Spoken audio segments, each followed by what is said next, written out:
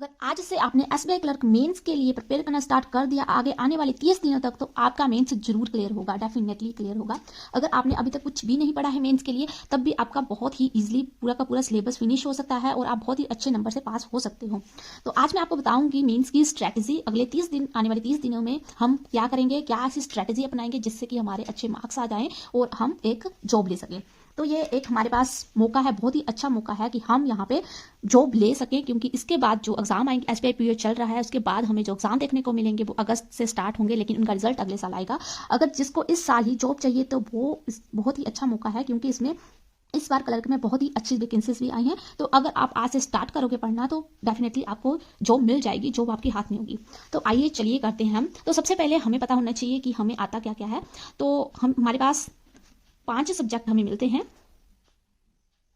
4 subject हमारे पास मिलते हैं मेंस में। तो सबसे पहले हमारे पास रीजनिंग आता है, क्वांट आता है, मैथमेटिक्स एंड हमारे पास इंग्लिश। ये हमें प्री में भी मिलते हैं, लेकिन हमें मेंस में भी मिलते हैं। लेकिन मेंस में एक और एडअप हो जाता है, current affair, general awareness. Okay, तो एक और हमारा यहाँ पे सब्जेक्ट बढ़ जाता है, जनरल अवेयरनेस। तो बात कर लेते हैं हम पॉइंट, स्टेप बाय स्टेप हम यहाँ पे बात करेंगे। तो सबसे पहले हम बात कर लेते हैं रीजनिंग की। तो रीजनिंग को आपने कैसे प्रिपेयर करना है, तो इसमें हमारे पास मिसलिनियस सेक्शन मिलेगा और हमारे पास यहाँ पे पजल सेक्शन मिलेगा। तो मिसलिनियस में हमारे पास देखो, ये एसबीआई क्लर्क मेंस है। तो एसबीआई क्लर्क मेंस, अगर आपने एसबीआई पीओ की तैयारी करी है ना, अगर आपने एसबीआई, आईबीपीएस, एसबीआई या किसी भी पीओ एग्जाम की तैयारी करी है, तो आपके लिए ये बहुत ही इजी हो जाएगा, क्योंकि ये इतना हार्ड एग्जाम नहीं आता है। एसबीआई क्लर्क जो है वो इतना हार्ड नहीं आता है, आप आराम से कर लोगे। तो इसमें मिसलिनियस आता है एंड मिसलिनियस में स्लोक हो सकते हैं, कोई भी हो सकता है, कुछ भी हो सकता है। और हमारे पास लॉजिकल या फिर हम इसको क्रिटिकल रीजनिंग भी बोलते हैं। तो ये भी हमारे पास आजकल बहुत ही ज़्यादा आने लगी है क्रिटिकल। लेकिन अगर आप इसमें श्योर नहीं हो तो आपको इनको अटेम्प्ट नहीं करना है, पहले आपको इनको अच्छे से पढ़ लेना है। इसके सारे के सारे सब्जेक्ट, इसके सारे के सारे टॉपिक आपको अच्छे से पढ़ने हैं, उसके बाद ही आपको एग्जाम में करना है। आपको पहले क्रिटिकल रीजनिंग समझनी है। अगर आप क्रिटिकल रीजनिंग समझ लेते हैं, उसके बाद आपको मॉक्स लगाने हैं, इस पर क्विजेस कर लेने हैं, छोटे छोटे क्विजेस कर लेने हैं, वो भी आपको फ्री में मिल जाएंगे। अड्डा 247 पे आपको फ्री में क्विजेस अवेलेबल हैं, वहाँ पे आप कर सकते हो। या फिर आप कोई भी अदर वेबसाइट पे, यहाँ पे मैं बहुत सारे प्लेटफॉर्म है, वहाँ से कोई भी आप प्लेटफॉर्म ऐप आप डाउनलोड कर सकते हो। तो वहाँ से आपको क्विजेस करनी है, वहाँ से आप फ्री क्विजेस अटेम्प्ट कर सकते हो, या रीजनिंग हो, क्वांट हो, इंग्लिश हो, जनरल अवेयरनेस, किसी भी आप क्विज अटेम्प्ट कर सकते हो।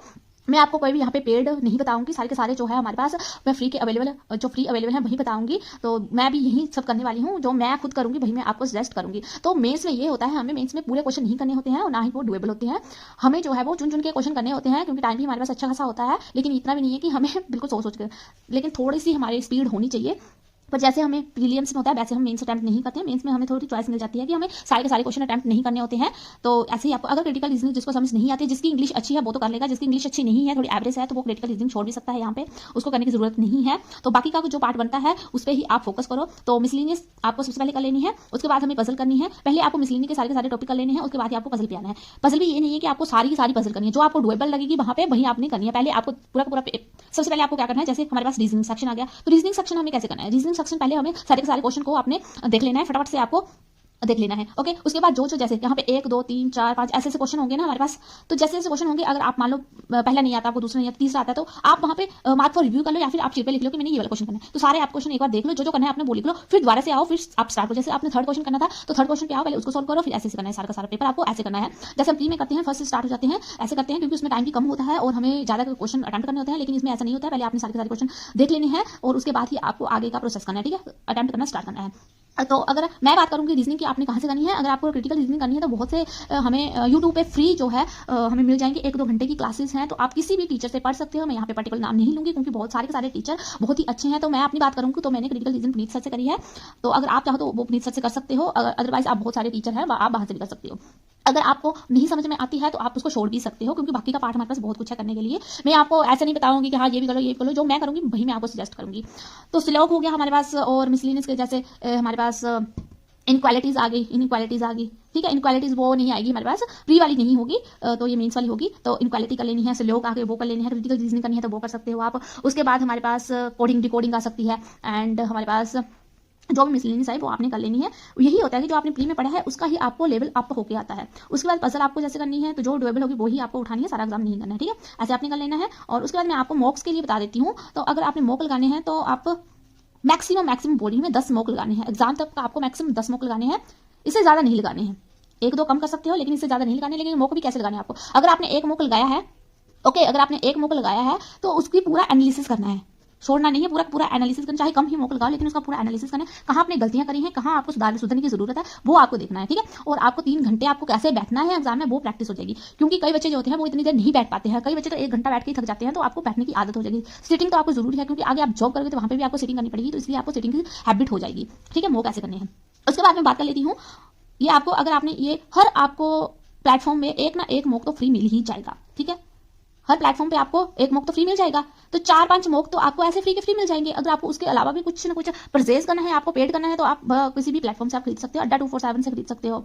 मैं तो अड्डा 247 ही यूज करती आई हूँ, तो मैं तो वहीं से करती हूँ। आप चाहो तो जो आपको पसंद हो आप वो कर सकते हो। उसके बाद हम बात कर लेते हैं क्वांट की। तो क्वांट तो वही, इसमें तो DI एंड अर्थमेटिक, जिसको अर्थमेटिक नहीं आती है तो वो अर्थमेटिक करना स्टार्ट कर दो, क्योंकि DI भी अर्थमेटिक बेस पर ही आती है। DI जो हमारी होगी, जो प्रीलियम लेवल की, वो नहीं आएंगी यहाँ पे, अर्थमेटिक टॉपिक की ही यहाँ पे DI आपको देखने को मिलेंगी। उसके बाद हमारे पास क्वाड्रेटिक इक्वेशन, क्वाड्रेटिक भी हमें ऐसे नहीं मिलेगी, प्री वाली नहीं मिलेगी, क्वाड्रेटिक का लेनी है आपको। और उसके बाद आपको DI का लेनी, DI आएगी, कैसलेट आएगी, तो मैथ तो है ही ये, तो ये सब का लेना है। तो ये भी आप किसी भी प्लेटफॉर्म पे आप कर सकते हो, क्विजेज दे सकते हो। अड्डा 247 पे 50 क्विजेज आती हैं, तो वहाँ पे क्विजेज का लेना। और आप यूट्यूब पे किसी भी सर्च करना, तो DI मेंस की DI आप वहाँ से कर सकते हो। अर्थमेटिक बेस्ड DI आती है, तो आपको अच्छे से करनी है। तो आप यहाँ पे अड्डा 247 पे पढ़ाते हैं, हमारे पास शांतनु सर हैं, वो करवाते हैं। और हमारे पास है नवनीत सर हैं, उनसे कर सकते हो। हर्षल अग्रवाल है, उनसे कर सकते हैं। आशीष अरोड़ा सर है, उनसे कर सकते हो। ये फ्री के बता रही हूँ मैं, ये आप कर सकते हो, यहाँ से पढ़ सकते हो आप। उसके बाद हम इंग्लिश की बात कर लेती हैं। तो इंग्लिश के लिए मस्ट मस्ट मस्ट है हमारे पास, इंग्लिश आपको करना है निमिषा मैम का रोज का एडिटोरियल सेक्शन। रोज का रोज आपको रीडिंग करनी है, क्योंकि इंग्लिश में आरसी ही मिलेंगी और उसमें आपको रीडिंग ही ज़्यादा चलेगी। तो आपको एडिटोरियल रोज के रोज पढ़ने हैं। और एडिटोरियल भी कैसे पढ़ने हैं आपको, पहले तो आपने एडिटोरियल मैम ने 1 पेज दे दिया, उसको आपने पहले खुद से रीड करना है, समझना है, ठीक है। अगर आपने लाइव नहीं रिकॉर्ड, उसको लाइव नहीं देखना, आपने रिकॉर्डिंग ही देखना है। अगर आप रिकॉर्डिंग देखोगे तो क्या करोगे, पहले तो आप खोलोगे, ठीक है। जैसे आपको पहला पेज आया रीडिंग का, तो आपने पहले खुद पढ़ना है, उसको समझना है, ठीक है। एंड उसके बाद फिर मैम क्या करवाते हैं, कि आप कैसे पढ़ाते हैं, कौन सी अप्रोच लगा रहे हैं, वो आपको देखनी है। ऐसे आपको एडिटोरियल रोज का रोज पढ़ना है। 30 डे बहुत दिन है आपके, बहुत ही, जिसकी इंग्लिश एवरेज है वो भी अच्छी हो जाएगी। इंग्लिश रोज के रोज एडिटोरियल पढ़ना है आपको, इसके अलावा कुछ भी नहीं करना है। एडिटोरियल पढ़ लिया, उसके बाद आपको मोक करने हैं, ठीक है। इंग्लिश में बस इतना ही करना है, इसके अलावा कुछ भी नहीं करना है आपने, यही आपके लिए काफी है, ठीक है। इंग्लिश के लिए क्विज करनी है, ठीक है। फ्री क्विजेज जो आते हैं वहीं से करना है आपको, क्विजेज करनी है। मेन पार्ट आ गया हमारे पास करंट अफेयर का। तो करंट अफेयर हमने कैसे करना है, तो करंट अफेयर की हम बात कर लेते हैं। तो करंट अफेयर हमें लास्ट 6 मंथ का करना है। अब ध्यान से देखना, आपको लास्ट 6 मंथ का करना है करंट अफेयर। तो लास्ट 6 मंथ का आपने करंट अफेयर करना है। तो सबसे पहले ये हमारा कौन सा, हमारे पास ये मार्च मंथ है, तो आपने फरवरी से उठाना है, ठीक है। फरवरी उठाना है। उसके बाद हमारे पास जन आ गया, दिसंबर आ गया, ऐसे करना है, ठीक है। नवंबर आ गया, और जब तक आप ये करोगे तब तक हमारा मार्च भी आ जाएगा, ठीक है। तो अगर आपने 6 मंथ करने हैं, 6 मंथ नहीं होते तो 5 रख लो, लेकिन इससे कम नहीं करनी है, ठीक है। रिसेंट मंथ्स में ज्यादा पूछा जाता है, और ज्यादा जो न्यूज है वो बैंकिंग की करनी है आपने, ठीक है। बैंकिंग की जितनी भी न्यूज है, SBI रिलेटेड है या फिर RBI रिलेटेड है, या फिर कुछ भी हमारे पास लॉन्च हो रहा है, कोई भी नई स्कीम आ रही है हमारे पास, ठीक है। ये सारी की सारी आपको ये ज्यादा इन पर ज्यादा गौर करना है, ठीक है। तो बैंकिंग की ही ज्यादा आपको न्यूज पढ़नी है।